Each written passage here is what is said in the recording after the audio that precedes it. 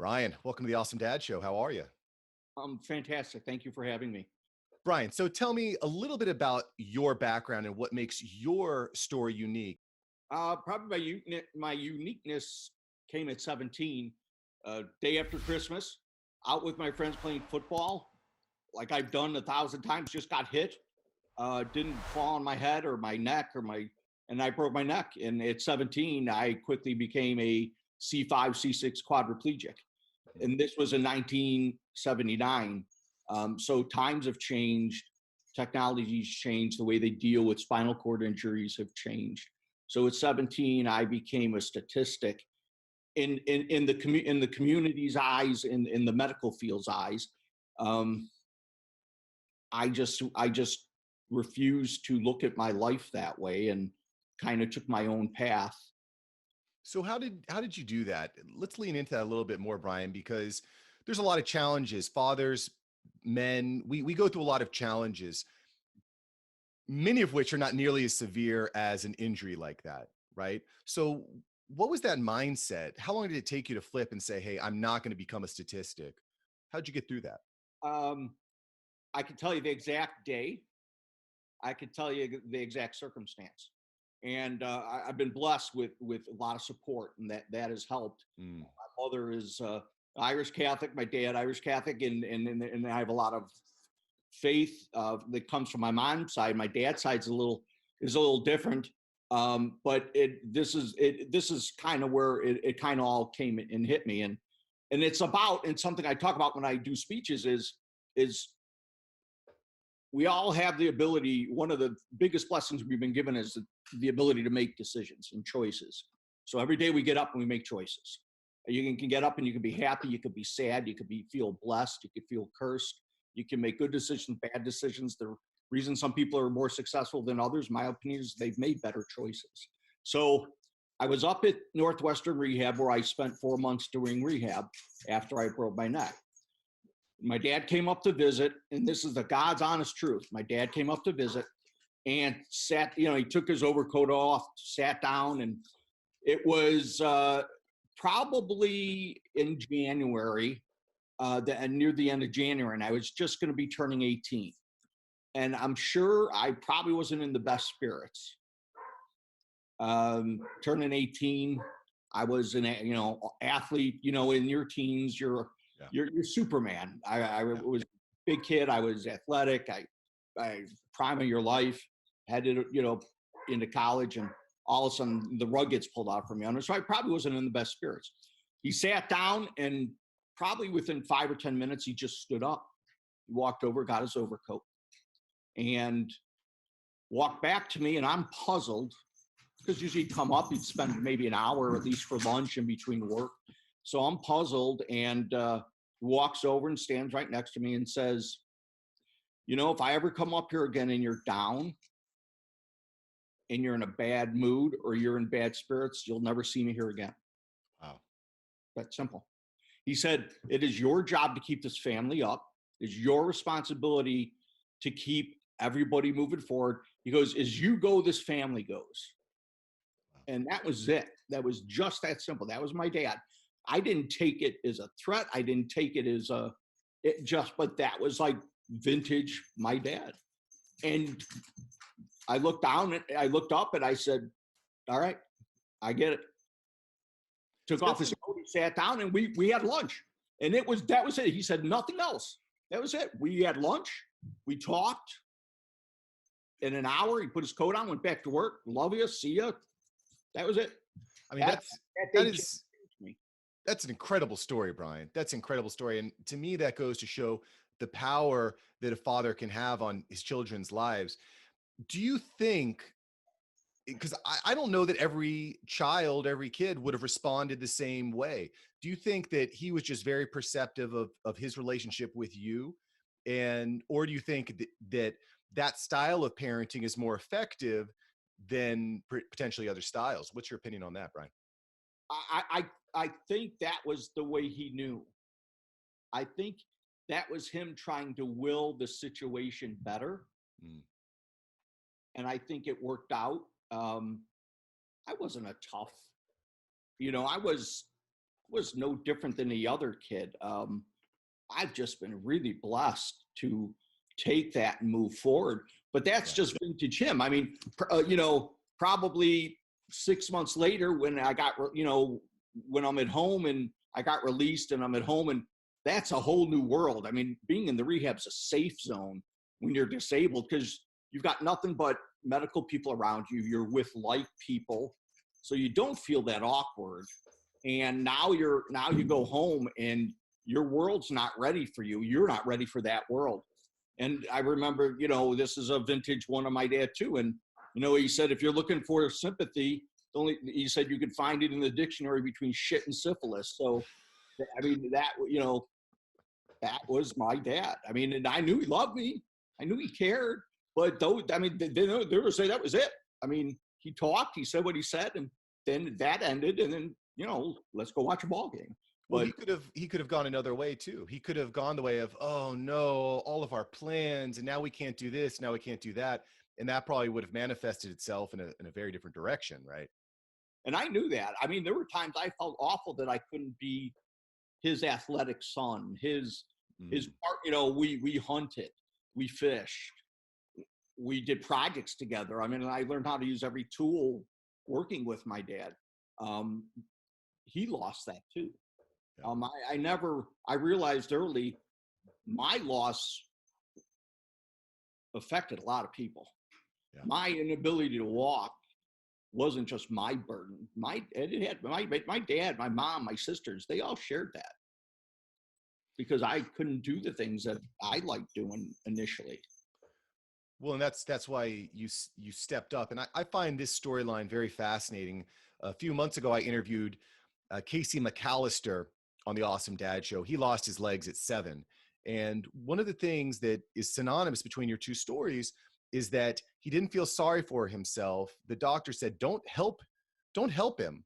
Let him learn how to do these things on his own so that he can be self-sufficient, so that he can maintain his dignity and his confidence. And now he's mastering and conquering Spartan races, some of the most difficult obstacle races in the world. And I find that really fascinating. So another thing, just to kind of segue a little bit in your story, Brian, that you're really passionate about is getting people outdoors. So please, I want to hear a little bit more about your SOAR program and why that's so important and how that's helping fathers out there. So I grew up being an outdoors guy, whether it be playing sports. I grew up, fishing and trap shooting and hunting and just being outdoors. And, when you lose your ability to, access the things you used to do, it does affect you for a while.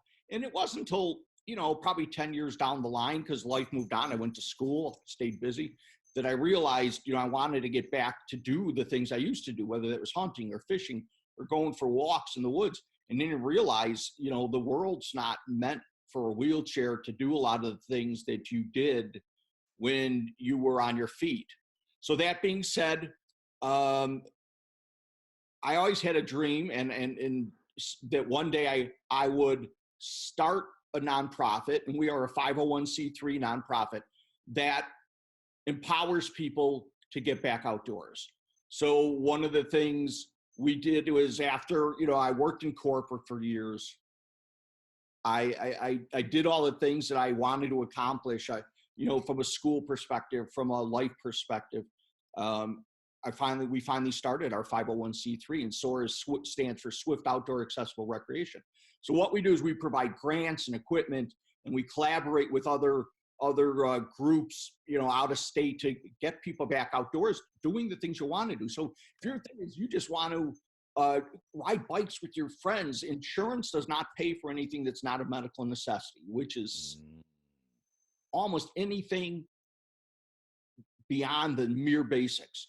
So the average family might not be able to afford a $2,500 hand cycle for their 12-year-old daughter to go ride bikes with their brothers and sisters, or to ride bikes with the family, or just get out and be independent themselves. And that's where we come in. We offer grants so I can buy you that hand cycle. We offer grants so I can buy you a therapeutic trike if you maybe have MS and you can move your feet, but you're not strong enough to pedal. So we get you a cycle that has hand capability and feet capability. We offer, we'll buy you attachments to put on fishing poles so that, you know, there's an electric reel so that you can go fishing with your kids or by yourself or whatever. It is proven that getting outdoors is better than a lot of medications. Working with with vets, a lot of vets now, and the VAs are moving to programs in certain states replacing medication with outdoor therapy. And you know, we've all talked about cabin fever. At least you have if you live in the Midwest and you go through this lovely Midwest weather. It's proven that getting outdoors, there are symptoms of not getting out, not getting sunlight, not getting fresh air. There's even things called ground. There's a philosophy of grounding that dates back hundreds of years, maybe thousands of years, that talks about getting your feet in the grass and getting in nature and the effect it has on you. Proven 100% scientific. Yeah. People, yeah, nature is medicine. I'm with you 100%. It's so powerful. And that's something I talk to a lot of fathers about when they're feeling down. I'm like, when's the last time you've been outside, been to the beach, been in the forest, put your feet in the mud? There's something very therapeutic about it. I think people underestimate that. I'm curious, Brian, in your case, what are your favorite activities to do with your kids? How are you staying involved with them? What are the things that you love to do with them? well, I spent 20 years coaching football. Believe it or not. And a lot of people find that odd. And then, of course, went through the whole thing of, are you going to let your kids play football because of what happened to you? Sure. And I did. I let both my boys play football. And because what happened to me was a freak thing. And I loved the game and I couldn't play it anymore. So I coached it. I coached from high school all the way down to flag football. So my daughter played basketball through grammar school, through high school, travel. My sons have been that athletic and played basketball and football. So that was a big part of our lives. But in doing that, I realized at some point it's going to end. Sports ends for everybody. Yeah. Whether that's at grammar school, that's cool. If it's in high school or college, it's going to end. So I wanted to always create hobbies that we could do when sports ended, because I knew it was going to end at some point. So I got them into fishing, and they all shoot archery, and they've all been out and done skeet shooting. And when I go for my long walks to get my wind therapy, a lot of times I took them with me. When they were little, I'd have them bring a basketball, and you're going to dribble around me as I walk down the path, get some exercise, get some dribbling skills, switch hands. And that's how we spend a lot of time. So I think all those activities are excellent. They're awesome. And I think that part of what being an Actidad is all about is finding those commonalities, finding ways that you can spend that quality time with your kids. It's a really powerful way to establish those relationships. I want to talk a little bit more about your mindset, Brian, mentality. You've talked a lot about CIA. Can you expand on that a little bit? What is CIA and how is that playing an important role in your life? So when I got into the corporate world, I tried to implement some things that helped me be successful in life, and something that no matter what you're doing, whether you're coaching, whether you're a parent, no matter what, I believe these three principles can take you to a more successful level at what you're doing. And CIA is an acronym for commitment, integrity, and attitude. I believe if you totally commit to something and you have the right attitude, if you do it with the right integrity and you're honest with yourself, I think you can achieve almost anything. And I think it's simple. It's not overcomplicated. These are principles that we grow up with, that we hear. And I don't try to overcomplicate life's issues or doing anything. I try to keep everything simple. I'm a KISS guy. Keep it simple, stupid. Life doesn't have to be complicated. So the CIA is something I implemented when I coached football, and when I work with people individually as a coach, or when I was managing sales professionals. It is a principle that I think you bring to life, and it gives you a path, a roadmap. Love that. I like that. Keep it simple. And those I think are very key attributes to being successful. People trying to make things more complicated. I actually want to segue back a moment here. So you're talking about coaching football, coaching basketball, which is phenomenal. When your kids came to you and they said, like, was there any awkwardness when they said, "Hey, Dad, I want to try out for football"? Like, how did that conversation look, Brian? No, because I mean, I had planned for that in advance. I mean, I knew at some point I started coaching years before I had kids, because I loved the game. It was convincing my wife and my parents that everything was going to be okay was the trick. Because they were like, really, but I was like, come on, we all know what happened to me was a freak, one in a million thing. Yeah. So, what are your options? I put my kid on a skateboard and I send him out on the street. You let him, which there's nothing wrong with that, but their chances of getting hurt are no more or no less on the football field than they are on their bike, on a skateboard, doing just jumping in and out of a pool. So, I exposed my kids to everything.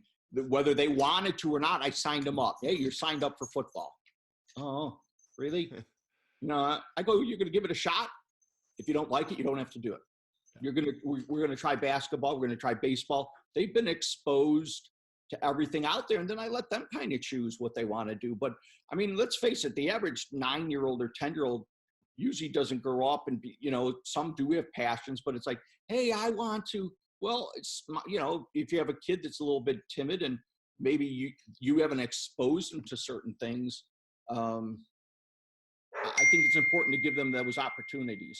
So I did with all my kids, give them the opportunity to experience as much as they can and then make that decision.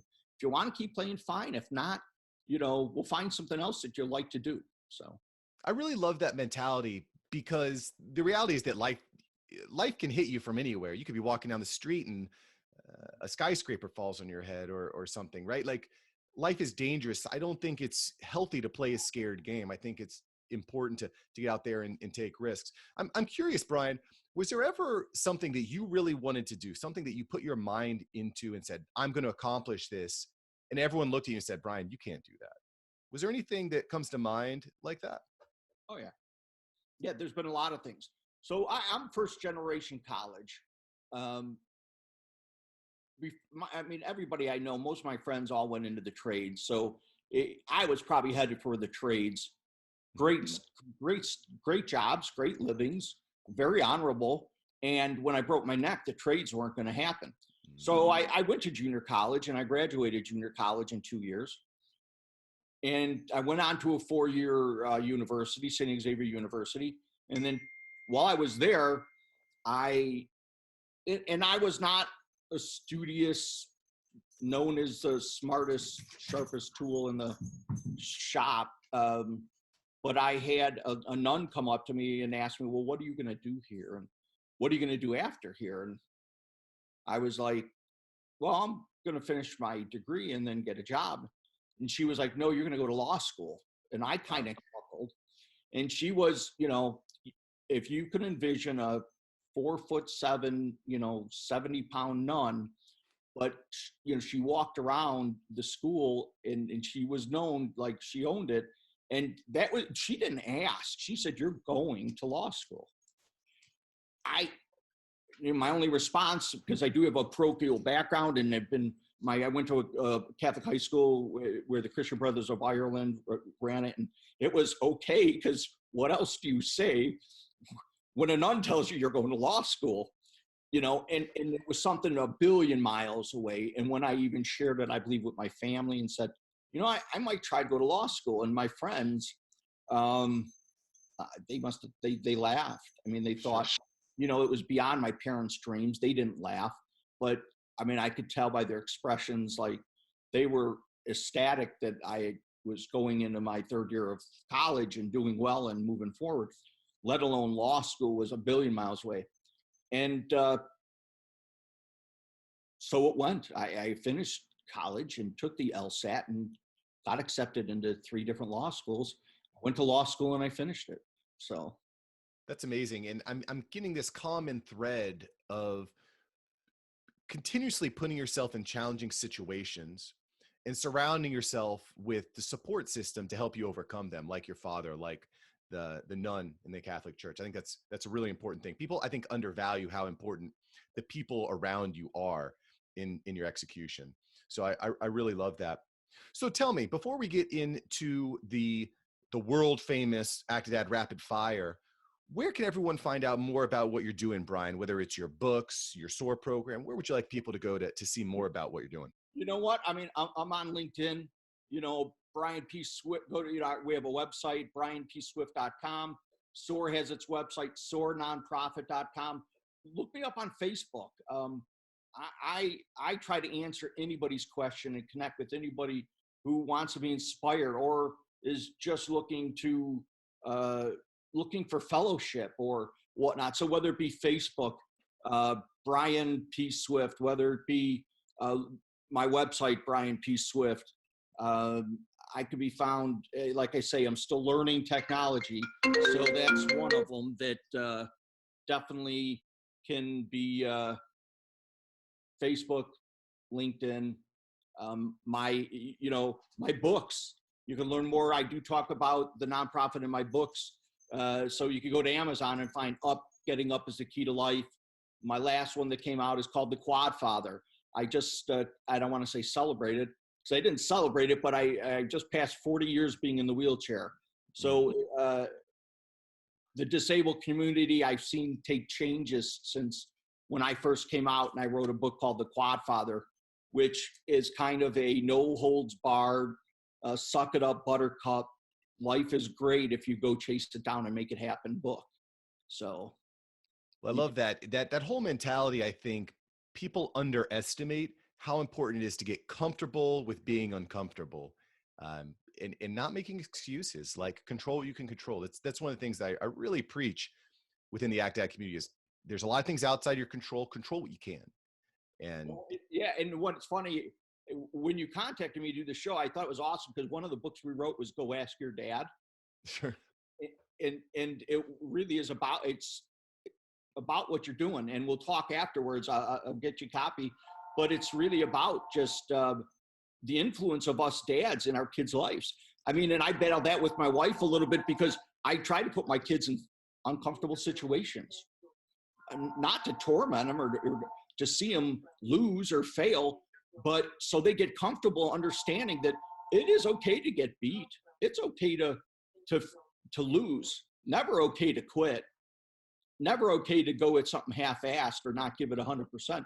But if you go at it with commitment, integrity, and attitude, and you get beat or you lose, so what?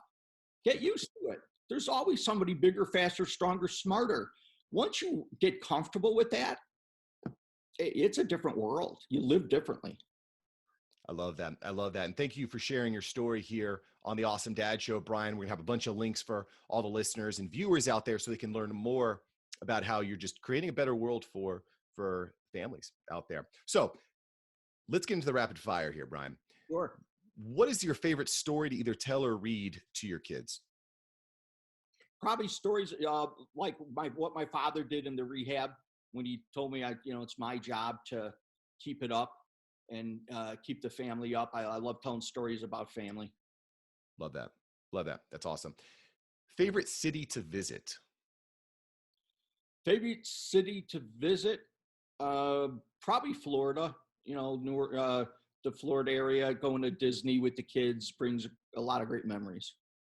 Hey, as a Floridian, you're welcome anytime. You're welcome anytime. Pineapple on pizza, yay or nay? Yay. Okay, I dig it. What is your favorite outdoor activity? You could do anything today. What are you going to do? Spend it with my family, grilling out and just being with each other. Love that. If you could go to any concert, anyone in history, who would you go see? Elvis. Okay, rock and roll. Final question here for you, Brian. If you had a billboard that could reach millions and millions and millions of fathers, what would you put on that billboard? Wow, good question. It would probably be too long maybe to put on a billboard, but I think it's important that they understand that it is my job as a father to break any bad cycles in my life and my kids' life that we might have come from or brought in. And that is my responsibility as a father to lead my family, to have faith and understanding in God, and to honor their mother, and basically teach them all the commandments. And I know it's long, but I think it's, for us dads to break bad cycles and drive our kids into a good place. Break bad cycles. I like that. That's all. Not always easy. Not always easy. No, it's not. Well, I definitely appreciate you coming on the show, Brian, sharing your story. I'm confident that it's going to help motivate dads to get out there and put in the extra effort. So thank you so much for sharing, Brian. Thank you so much for having me. I really enjoyed this, and look forward to maybe working with you some more. Love it. Thank you, brother.